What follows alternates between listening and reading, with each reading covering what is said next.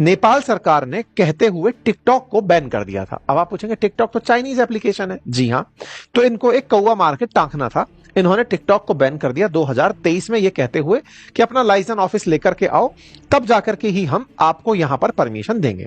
China ने हालांकि इस बात को एग्री कर लिया और आज टिकटॉक चाइना में चल रहा है।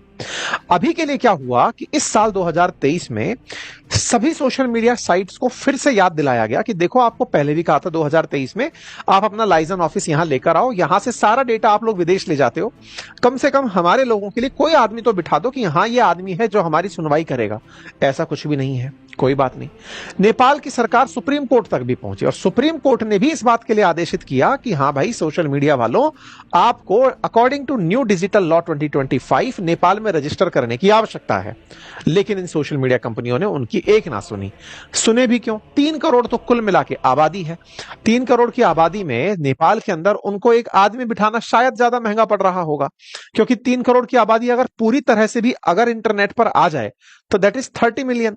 30 मिलियन अगर फेसबुक भी है, व्हाट्सएप भी है, यूजर का बेस अगर यूट्यूब पर भी है, तो इनसे जो एडसेंस जनरेट हो, भारत जैसे देश में ही कुछ बिलियन डॉलर का इनको वो मिलता है, एडसेंस मिल करके आता है पर मंथ।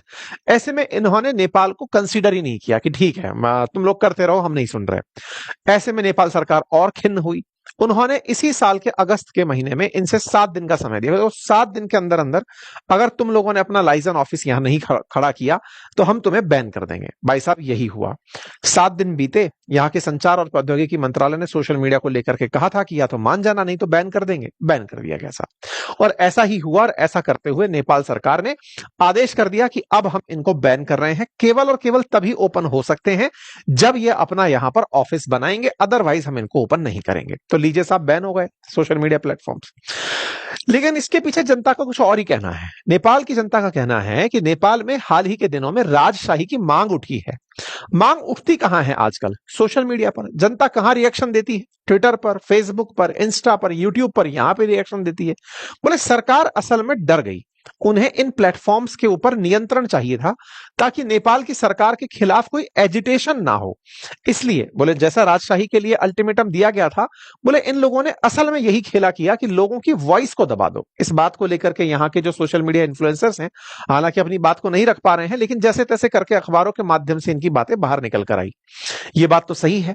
आज मैं आप लोगों के साथ में हूं। हमारे देश की बहुत सारी एडटेक कंपनियां ऐसी हैं जो यूट्यूब के माध्यम से ही काम कर रही हैं। ऐसे बहुत सारे एप्लीकेशंस हैं जो कि आज हमारे देश में चल ही यूट्यूब की वजह से रहे हैं।